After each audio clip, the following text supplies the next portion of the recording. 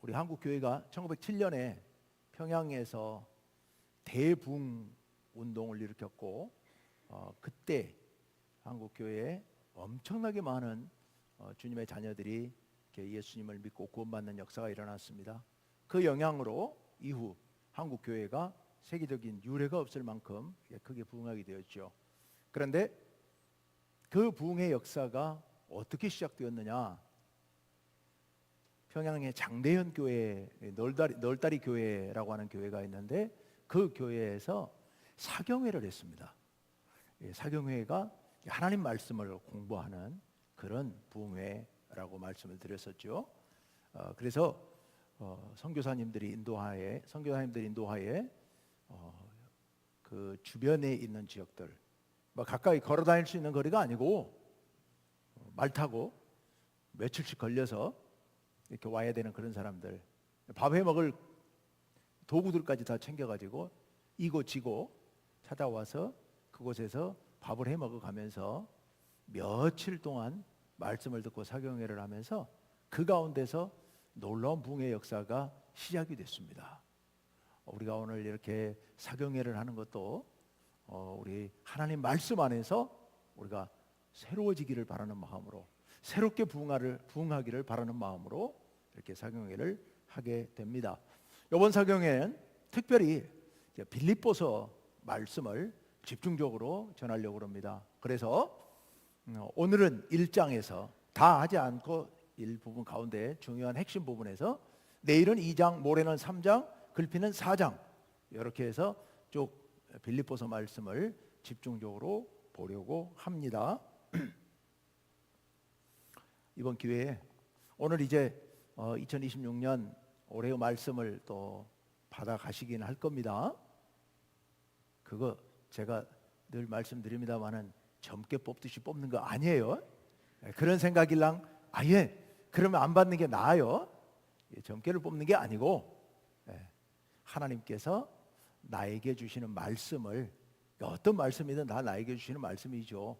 그냥 특별히 다 읽고 다 암송할 수는 없으니까 그 말씀이라도 암송하면서 붙잡고 기도하면서 사시라고 말씀을 드리는 겁니다. 그런데 올해는 특별히 요 사경회 동안에 여러분들 암송하고 싶은 말씀들이 아마 많이 나올 겁니다. 그래서 적어도 하루에 한 절 내지 두 절씩 여기 관련되는 말씀들, 핵심 말씀들을 암송하시면 좋겠어요. 제가 상황에 따라서, 제 기분에 따라서 주일날 혹시 다 암송하신 분들에게 시상을 할지도 모르겠어요. 아마 많은 분들이 외우실 것 같아서 제가 약속은 못 하겠고요. 분위기 봐가면서 할게요. 여러분, 말씀을 시작하기 전에 우리 기독교에서 사용하는 용어들 중에 밖에서는 안 쓰고 교회에서만 사용하는 아주 독특한 용어들이 여럿 있어요. 그 중에 정말 밖에서는 안 쓰고 교회에서만 쓰는 아주 특별한 단어가 하나 있어요. 한번 맞춰보세요. 제가 뭘 생각하고 있는지 제 마음을 맞춰보세요. 두 글자로 되어 있습니다.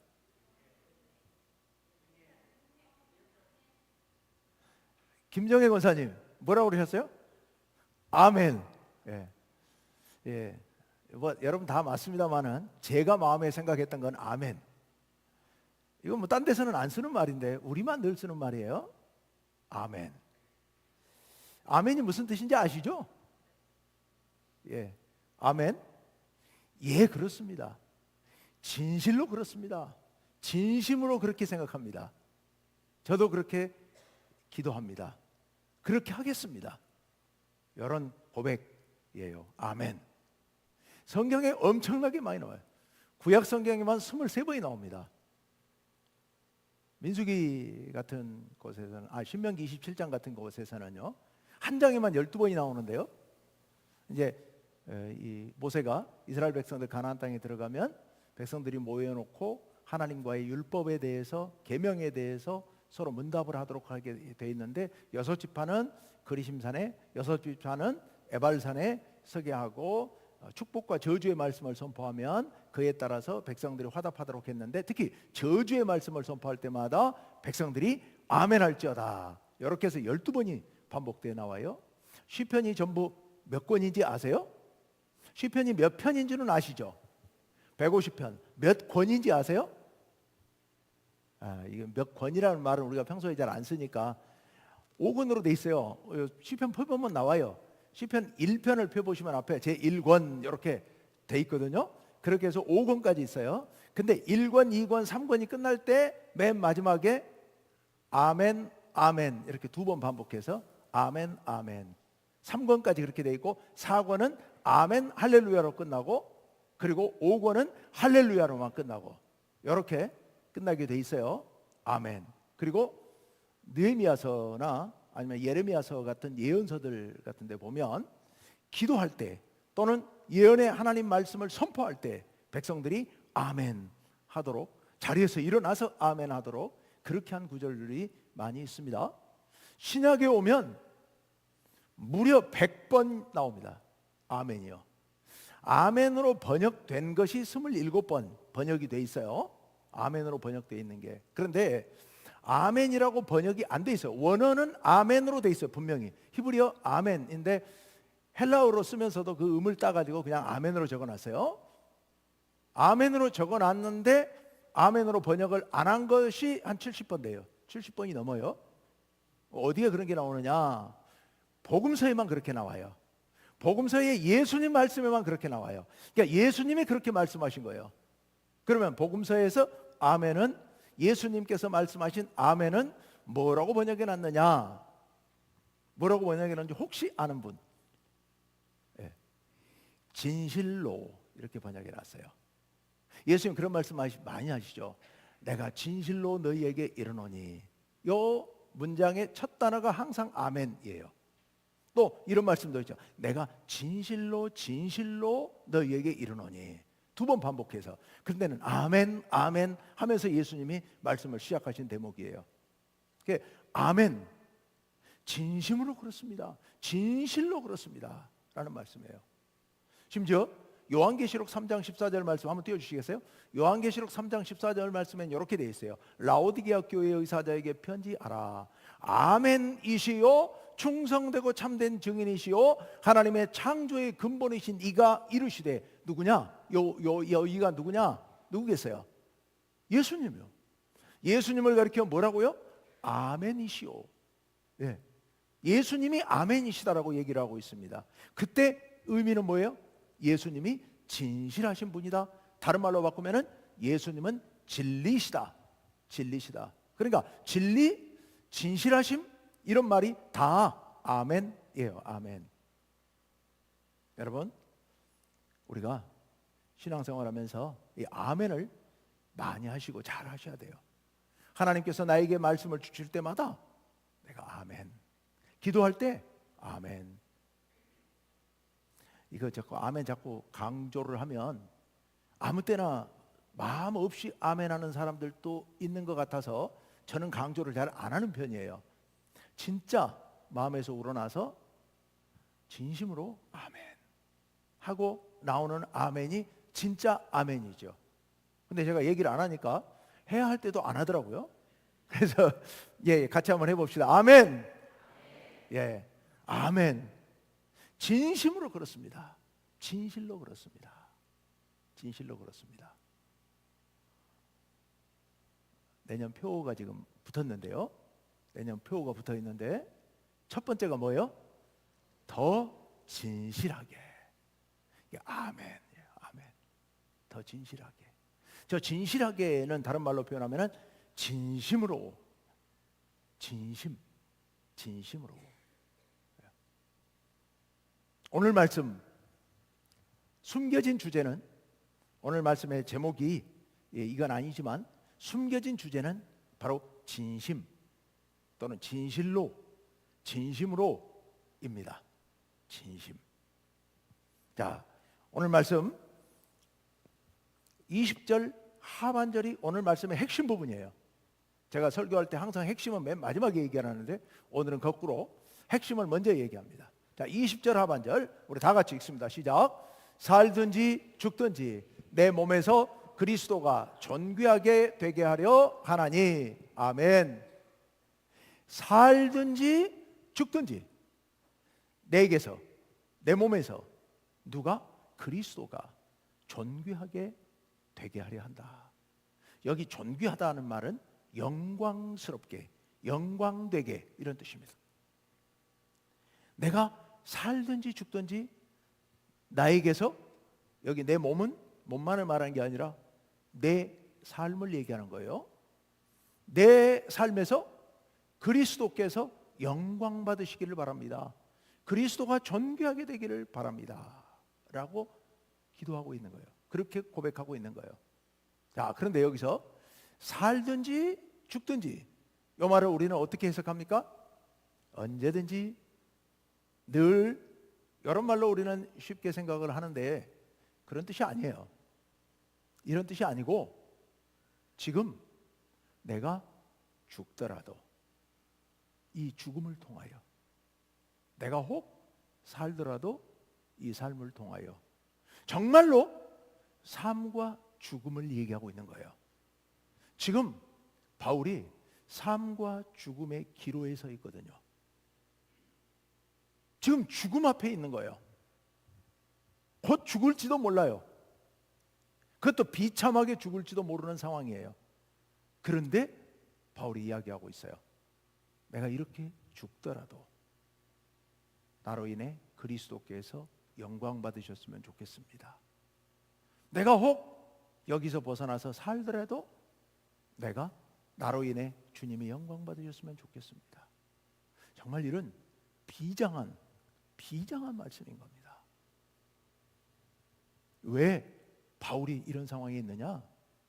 이 빌립보서라는 성경 자체가 옥중서신입니다.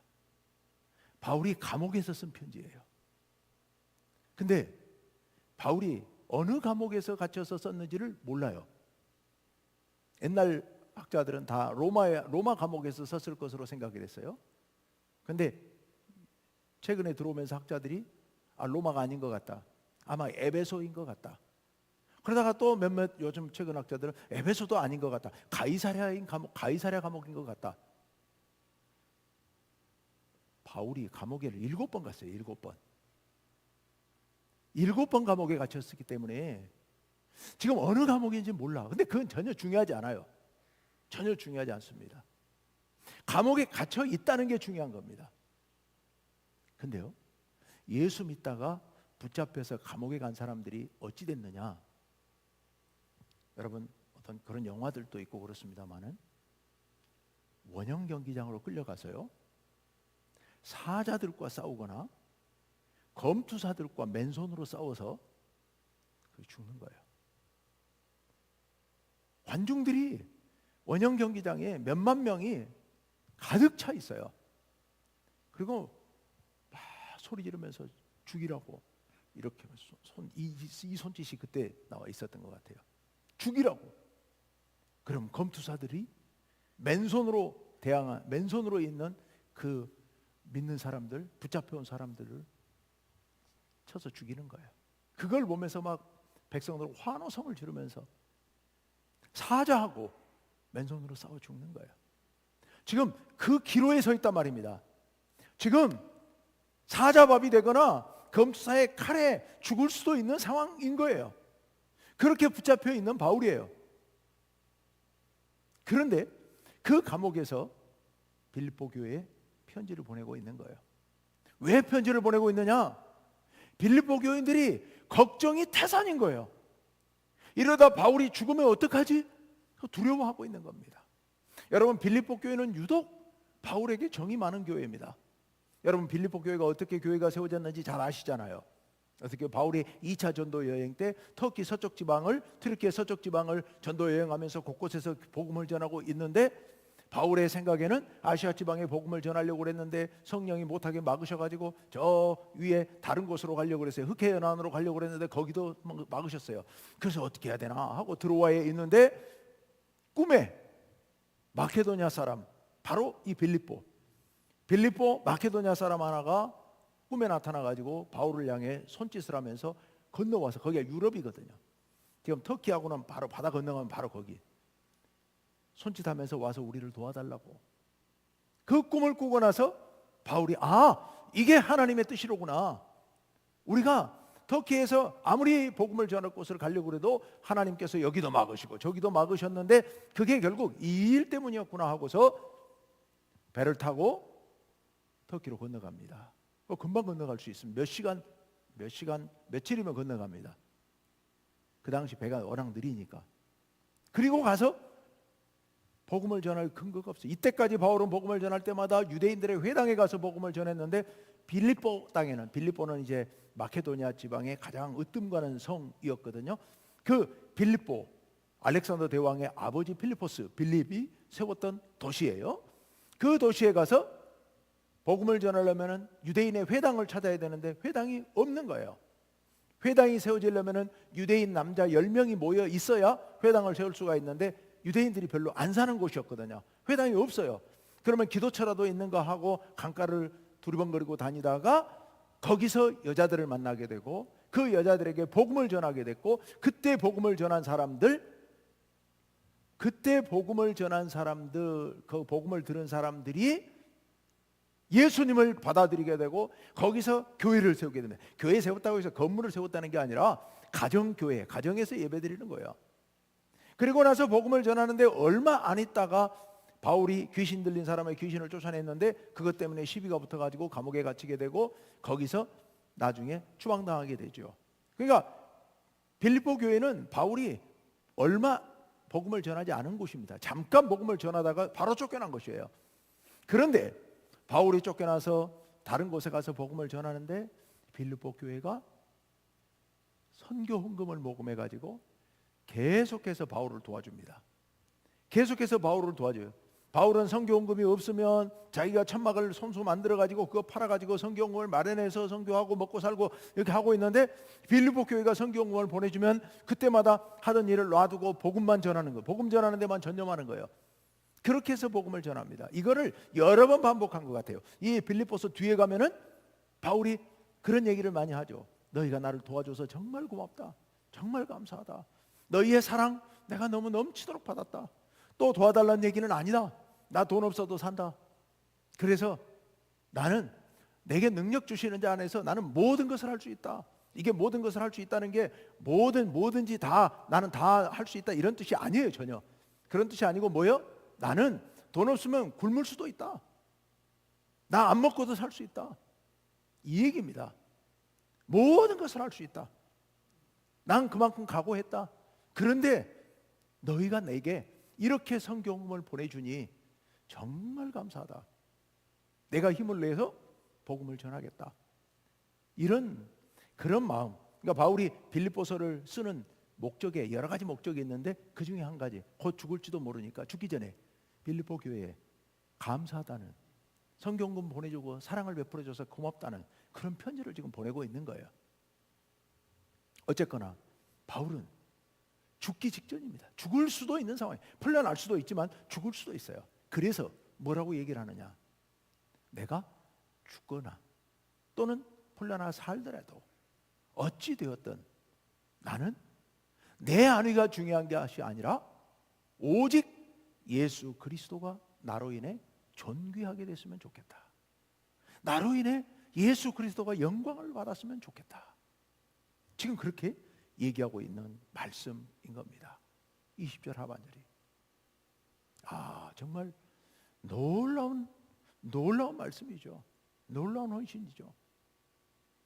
죽을지도 모르는 상황 가운데서 내가 죽든지 살든지, 죽더라도 하나님의 영광, 살아도 하나님의 영광. 그 바울의 진심이 담겨 있는 말씀이 바로 이 말씀입니다. 여러분이 이 말씀 외웠으면 좋겠어요. 20절 하반절부터 21절까지요. 내가 죽거나 죽든지 살든지 죽든지 나로 인해 내 몸에서 그리스도께서 영광 받으시기를 바란다 라는 말씀요.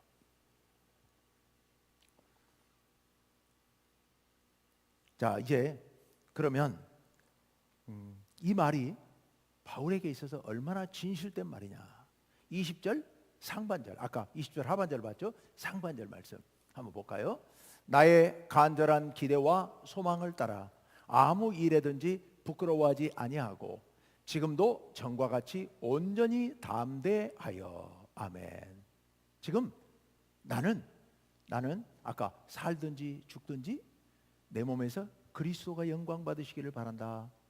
근데 그것은 첫째, 나의 간절한 기대이다. 여기 간절한 기대라는 말 속에는 굉장히 부정적인 의미도 내포되어 있습니다. 두려움, 긴장, 죽을 수도 있다는 생각 때문에 긴장감이 흐르는 말이에요. 반면에 소망, 헬라어로 엘피스, 소망. 이 소망에는 긍정으로 가득 찬 그런 표현이에요.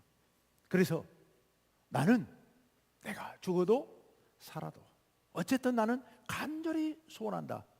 내가 아무 일에든지 부끄러워하지 아니하고 내가 죽을 때 내가 수치스럽게 죽지 않았으면 좋겠다. 내가 살고 싶어가지고 막 아우성치고 도망치고 막 이러면서 살고 싶지 않다는 거예요. 그러다가 죽는 것, 그렇게 부끄럽게 죽는 것 난 원치 않는다. 내가 죽음을 통하여서도 부끄럽지 않았으면 좋겠다. 여러분 그렇게 기도하시기를 바랍니다. 우리 어차피 죽을 거잖아요. 어차피 죽을 건데 언제 죽을지 모르지만 우리는 어차피 죽을 거잖아요. 근데 죽을 때 부끄럽지 않게 죽었으면 좋겠어요. 그죠? 우리가 부끄럽지 않게 죽었으면 좋겠다. 예. 우리가 죽으면서 주님을 믿는 자녀답게, 주님의 자녀답게 그렇게 당당하게 살든지 죽든지 그렇게 했으면 좋겠어요. 그래서 부끄러워하지 아니하고 지금도 전과 같이 온전히 담대하여. 예. 전에 바울이 여러 어려움을 이겨낸 것처럼 내가 담대하게 싸워서 살든지 죽든지 그리스도의 영광을 위해서 했으면 좋겠다라는 그런 고백을 지금 얘기하고 있습니다. 자, 그런데요, 바울이 어떻게 이런 고백을 할 수 있었을까? 어떻게 살든지 죽든지 그리스도의 영광만을 위해서 살겠다라고 이렇게 고백할 수 있었을까? 19절 말씀을 한번 봅시다. 아까 20절 봤는데요, 그 앞에 19절 말씀 다 같이요, 시작. 이것이 너희의 간구와 예수 그리스도의 성령의 도우심으로 나를 구원에 이르게 할 줄 아는 고로. 예. 나를 구원에 이르게 할 줄 아는 고로. 여기 아는 고로는 다른 말로 말을 바꾸면 믿는 고로 이런 말입니다. 나는 믿는다는 거예요. 믿어요. 그래서 방금 말한 것처럼 간절한 기대와 소망에 따라 부끄럽지 않게 그렇게 살든지 죽든지 그리스도께 영광이 됐으면 좋겠다라고 기도하고 있는 거예요. 자, 여기서 내가 믿어요. 믿기 때문에 나는 담대하게 그렇게 갈 수 있어요. 그런데요, 이것이 맨 앞부분에 이것이로 출발하고 있죠. 이것이 뭐냐? 이것이 지금 감옥에 갇혀 있는 일입니다. 그 앞달락에 나온 말씀이 그거예요. 지금 바울이 감옥에 갇혀서 살지 죽을지 모르는 이 상황이 나를 어디에 이르게 할 줄 아는 고로? 구원에 이르게 할 줄 믿는 고로. 네? 내가 지금 감옥에 갇혀 있어요. 근데 감옥에 갇혀 있는 요 일이 나를 구원에 이르게 할 줄로 나는 믿는다는 겁니다. 그럼 여기서 구원이라는 게 무슨 의미일까? 여기서 말하는 구원이 뭘까? 구원에는 굉장히 의미가 다양한 의미가 있습니다. 어떤 사람에게 구원은 병 고침이 구원이에요. 지금 바울 감옥에 갇혀 있는 바울에게 구원은 감옥에서 풀려나는 것이라고 생각할 수도 있습니다. 그러나 바울이 지금 말하고 있는 이 구원은, 여기서 말하는 구원은 그게 아닙니다. 여기서 말하는 구원은요, 궁극적인 구원이에요. 최종적인 구원이에요. 최종적 구원이 뭐예요? 하나님 나라 가는 거예요. 하나님 나라 가서 누구 만나는 거예요? 하나님을 만나는 거예요. 하나님께 가까이 마주 서는 거예요. 하나님 품에 안기는 거예요. 이게 바로 구원인 겁니다. 그대로 좀 띄워주시겠어요? 예, 하나님 품에 안기는 거, 이게 바울이 말하는 구원이에요. 나는 그렇게 구원에 이르게 될 줄로 믿고 있다는 겁니다. 믿고 있어요. 어떻게? 너희의 간구와 지금 빌립보 교회에 너희가 나를 위해서 간절히 기도하고 있는 그 기도로 인하여, 또 두 번째, 예수 그리스도의 성령의 도우심으로 너희가 기도하고 성령께서 나를 도우실 것이기 때문에 내가 이렇게 감옥에서 죽을지 살지 모르지만 죽든지 살든지 내가 구원받아 하나님 품에 안기게 될 줄을 믿기 때문에. 여러분, 바울이 어떻게 살든지 죽든지 그리스도께 영광이 됐으면 좋겠다고 고백할 수 있었을까요? 첫째는 바로 요 믿음 때문이라고요. 무슨 믿음요? 내가 구원받게 될 거라는 믿음요. 지금 감옥에 갇혀있는 요 일로 인하여서 구원받게 될 거라는 거. 근데 나 혼자 힘으로는 부족해요. 우리는 인간이기 때문에 연약합니다. 그런데 힘을 얻을 때가 있어요. 누구에게서요? 첫째는 너희가 나를 위해 기도하고 있지 않느냐. 너희가 나를 위해 기도하고 있지 않느냐. 여러분, 우리의 기도가 힘이 있는 줄로 믿습니다. 그래서 우리의 기도가 힘이 있어서 이렇게 고난 가운데 있는 사람이 구원받아 하나님 품에 안기게 만드는 그런 놀라운 능력이 있습니다.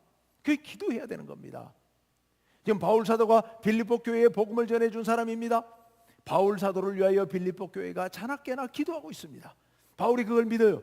그래서 나를 위한 너희의 기도로 인하여 내가 구원받게 될 것을 믿는다라고 지금 이야기하고 있는 거예요.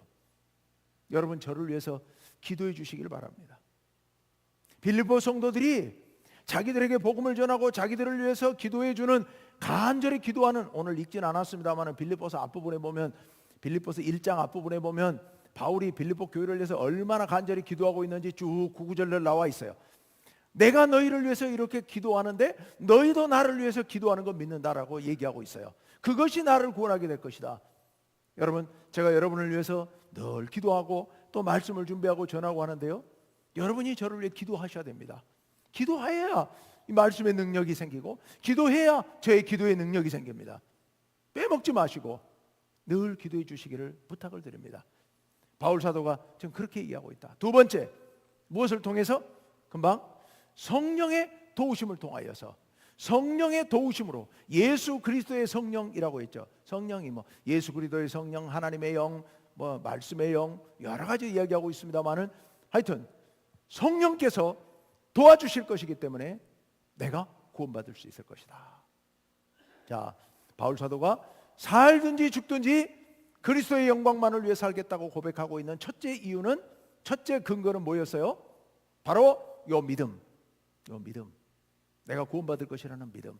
너희의 강구와 성령의 도우심에 힘입어 내가 구원받을 것이라는 확고한 믿음. 이 믿음으로 인해서 담대하게 그렇게 나아갈 수가 있었던 겁니다. 자, 두 번째, 어떻게 해서 내가 그런 구원의 은혜에 이룰 수 있는가? 어떻게 그렇게 담대히 나아갈 수 있는가? 21절 말씀 봅시다. 자, 21절 다 같이 읽습니다. 시작. 이는 내게 사는 것이 그리스도니 죽는 것도 유익함이라. 아멘. 성경에서 이는으로 출발하는 이 이는이 이게 무슨 의미라고요? 그 이유는 이런 뜻이에요. 그 이유는, 또 다른 말로 왜냐하면, 이런 말이에요. 그럼 아까 20절이 뭐였죠? 20절 끝머리, 내가 사나 죽으나 살든지 죽든지 그리스도께서 영광 받으시길 바란다는 말씀이었거든요. 왜 내가 그렇게 바라느냐? 그 이유는 내게 사는 것이 그리스도니 죽는 것도 유익함이라. 내게 사는 것이 그리스도다. 이게 무슨 의미냐면은 내가 예수 그리스도로 인하여 삽니다 라는 말입니다. 예수 그리스도 때문에 살고, 예수 그리스도를 위하여 살고, 예수 그리스도와의 관계 속에서 살고 있다라는 그런 말입니다. 예수 그리스도 안에 살고, 예수 그리스도께서 내 안에 살고, 바로 그게 내게 사는 것이 그리스도라는 말씀이에요. 내게 사는 것이 그리스도예요. 여러분, 우리가 사는 것은 예수 그리스도 때문에 사는 거죠. 어떻게 예수 그리스도 때문에 살아요? 우리 모두 다 죄인들이었습니다. 죽어 마땅한 죄인들이었습니다. 그런데 하나님께서 예수 그리스도를 보내셨고, 예수 그리스도께서 우리 죄를 대신해서 십자가에 달려 돌아가심으로 말미암아 우리 죄가 씻음 받았고, 우리가 의롭다함을 얻게 되었고, 그리고 하나님의 자녀 되어서 오늘 이렇게 살고 있는 것 아니겠습니까? 예수님께서 우리를 위하여 모든 것을 주셨기 때문에, 생명까지 주셨기 때문에 내가 오늘 이렇게 살고 있는 줄로 믿습니다. 그러니 내게 사는 것은 그리스도라는 겁니다. 내가 그리스도 때문에 살고 있는 거예요. 그리스도로 인하여 살고 있는 거예요. 더 나아가서 바울은 내가 예수 그리스도를 위하여 살고 있다는 겁니다. 이제는 내가 예수 그리스도를 위하여 살고 있다. 이것을 내게 사는 것이 그리스도다라고 고백하고 있는 겁니다. 또 다른 말로 바꾸면 내가 산다는 것의 의미는 예수 그리스도다. 내가 사는 의미는 예수 그리스도께 있다. 그런 고백이 내게 사는 것이 그리스도다라는 말씀입니다. 죽었어야 될 내가 예수 그리스도로 인하여서 지금 이렇게 살아있다는 겁니다.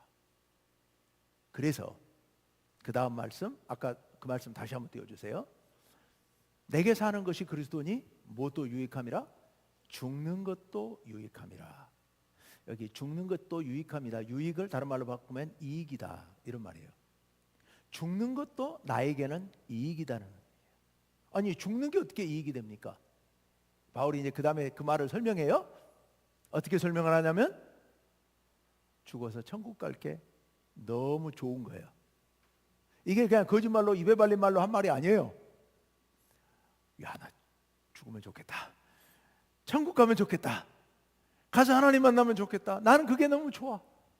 그런데 바울이 그래도 너희들이 만약 아직도 내게 들을 말이 있다면, 내가 너희들을 위하여 기도하고 너희들을 위해 복음을 전하고 하는 일로 인해 너희들에게 조금이라도 유익될 게 있다면, 그렇다면 난 또 길을 쓰고 또 살아야겠다. 두 가지 다 좋다. 죽어서 천국 갈 일도 너무 좋고, 살아서 너희를 만나서 너희에게 복음 전할 것도 너무 좋고, 그게 내 일이라면 또 살아야겠다. 사나 죽으나 그리스도의 영광. 이게 지금 바울이 말하고자 하는 겁니다. 사나 죽으나 그리스도께 영광. 그래서 바울이 내가 사는 이유는 바로 그리스도다. 갈라디아서 2장 20절 말씀에 보면 이런 긴 말씀이 있어요. 이것도 암송하면 딱 좋은 말씀인데요. 어쨌거나 한번 읽어봅시다. 다 같이요. 시작. 내가 그리스도와 함께 십자가에 못 박혔나니 그런즉 이제는 내가 사는 것이 아니요 오직 내 안에 그리스도께서 사시는 것이라. 이제 내가 육체 가운데 사는 것은 나를 사랑하사 나를 위하여 자기를 버리신 하나님의 아들을 믿는 믿음 안에서 사는 것이라. 아멘. 예. 이제 내가 사는 것은 그리스도와 함께 나는 십자가에 못 박혔기 때문에 내가 사는 것이 아니고 내 안에 주님께서 사시는 것이다. 내가 사는 이유는 내가 아니고 그리스도시다라는 겁니다. 예수 그리스도시다. 그래서 내가 나를 위해 죽으신 주님을 위해 이 생명을 살고 있다라는 그런 고백이죠. 바울이 어떻게 이런 고백을 할 수 있었을까? 살든지 죽든지 그리스도가 존귀되기를 바라는 마음. 내게 사는 것은 그리스도니 죽는 것도 유익이라고 하는 이 고백. 어떻게 이런 고백을 할 수 있었을까? 초대교회에 폴리캅이라고 하는 감독이면 이제 목사예요. 목사님이에요. 서문학교회, 그러니까 소아시아에 있는 7교회 중에 서문학교회 있죠. 서문학교회 감독 폴리캅이라는 분이 155년에 AD 155년이에요. 주후 155년에 붙잡혀서 86세의 나이로 화형당해 죽습니다. 장작더미를 쌓아 쟁여놓고 그 위에 사람 묶어놓고 밑에 불을 질러서 태워 죽이는 화형입니다. 화형을 집행하기 전에 그 집행자가 폴리캅에게 이야기합니다. 로마 황제 신상 앞에 향을 피우고 예수 그리스도를 모욕하는 그런 말만 하면 풀어주겠다고 그렇게 이야기를 합니다. 그랬더니 폴리캅이 뭐라고 얘기를 하느냐? 86세 된 폴리캅이 내 주님께서 내가 86년 동안 내 주님을 섬겨왔으나 그분은 내게 어떤 해로운 일도 하신 일이 없으시다. 그런데 내가 어떻게 내 왕이신 그분을 모독할 수가 있겠는가? 이렇게 이야기를 하면서 스스로 장작더미 위에 올라가셨다. 그래서 불을 피웠는데, 불을 붙였는데 장작불이 훨훨 타오르는데, 여기서부터는 이제 전설입니다. 폴리캅이 불이 안 타더라는 거예요. 폴리캅 둘러싸고 둥글게 거기는 불꽃이 닿지를 않더라는 겁니다. 그래서 결국 옆에 있는 군병이 창으로 폴리캅을 찔러서 죽게 하고 그리고 불에 태웠다 라는 그런 전승이 있습니다. 이 폴리캅은 실존 인물입니다. 여러분, 폴리캅의 말, 내가 86년 동안 예수님을 섬겼는데 한 번도 나를 해롭게 하신 일이 없다. 여러분, 해롭게 하신 일이 없는 것 뿐이겠습니까? 우리를 위해서 생명까지 내어주신 우리 주님, 그 주님의 사랑이 폴리캅에게 전해져, 그 주님의 사랑이 바울에게 전해진 겁니다. 여러분, 바울이 세상 그 어떤 것도 나를 그리스도의 사랑에서 끊을 수 없다고 그렇게 고백하고 있지 않습니까? 로마서에서 그 어떤 것도 나를 그리스도의 사랑에서 끊을 수 없다고요. 자기는 예수 그리스도를 핍박하던 사람입니다. 예수 믿는 사람들 잡아 죽이려고 쫓아다니는 사람입니다. 그런데 그런 바울을 주님께서 찾아오셨고 만나 주셨고, 사울아 사울아 왜 네가 나를 핍박하느냐 라고 말씀하시면서 사울을 바울 되게 하시고 구원하셔서 복음을 전하는 사도로 세워주신 거예요.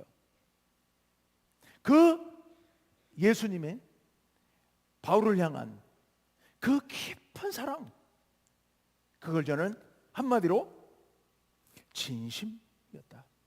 진심 어린 사랑, 진실로 바울을 사랑하신 그 사랑, 진실로 폴리캅을 사랑한 그 사랑, 그 사랑이 있었기 때문에 살든지 죽든지, 폴리캅도 그런 것 아니겠습니까? 화형을 당하면서 자기가 스스로 내가 죽더라도 예수님께 영광을 돌리겠노라고 스스로 장작더미 위에 올라간 그 폴리캅. 여러분, 우리 예수님의 우리를 향한 진실한 사랑이 우리를 오늘 이렇게 있게 한 줄로 믿습니다. 바울에게 그 사랑이 임했을 때 바울이 살든지 죽든지 그리스도만이 존귀 되기를 바란다고 그렇게 기도했는데요, 그렇게 말하고 있는데요, 우리에게도 그 예수님의 깊고 진실한 사랑이 임하고 있는 줄로 믿습니다. 그 사랑에 우리가 이제는 반응해야 됩니다. 뭐라고요? 아멘으로요. 아멘. 아멘. 저도 진실로 주님을 사랑합니다. 그래서 그 주님의 사랑에 진심으로 반응하면서 우리도 주님 앞에 나아가야 될 줄로 믿습니다. 성도님 여러분, 주님께서는 우리를 진심으로 사랑하셨습니다. 우리에게 모든 것, 생명까지도 주셨습니다. 그런데 우리는 그동안 주님 앞에 정말로 진심으로 행하셨습니까? 진심으로 주님을 사랑하셨습니까? 우리에게 진심으로 다가오시는 우리 주님께 우리는 진심으로 다가가고 있습니까? 살든지 죽든지 내 몸에서 그리스도가 존귀해질 수 있도록 여러분 온 힘을 다하여서 주님께 더 가까이 나아가시는 2026년 한 해가 되시기를 간절히 바랍니다. 여러분 진심으로 주님을 높이며 사시기를 바랍니다. 오늘 암송할 말씀을 제가 드립니다. 마지막 말씀 띄워주세요. 빌립보서 1장 20절 하반절에서부터 21절 말씀, 좀 짧으니까 외울 수 있겠죠? 우리 다 같이 한번 읽어봅시다. 시작. 살든지 죽든지 내 몸에서 그리스도가 존귀하게 되게 하려 하나니 이는 내게 사는 것이 그리스도니 죽는 것도 유익함이라. 아멘. 그렇게 진심으로 하나님께 나아가면 이 말씀처럼 하나님께서도 물론 지금까지도 그러셨지만 여러분을 진심으로 사랑하시며 하나님 품 안으로 여러분을 인도해 주실 줄로 믿습니다. 그래서 마지막 날 하나님 나라에서 우리 할렐루야 찬양하면서 하나님 사랑 안에 안기시는, 하나님의 품 안에 다 안기셔서 참된 구원의 기쁨을 누리시는 여러분 되시기를 간절히 바랍니다. 이 시간 우리 함께 찬양하면서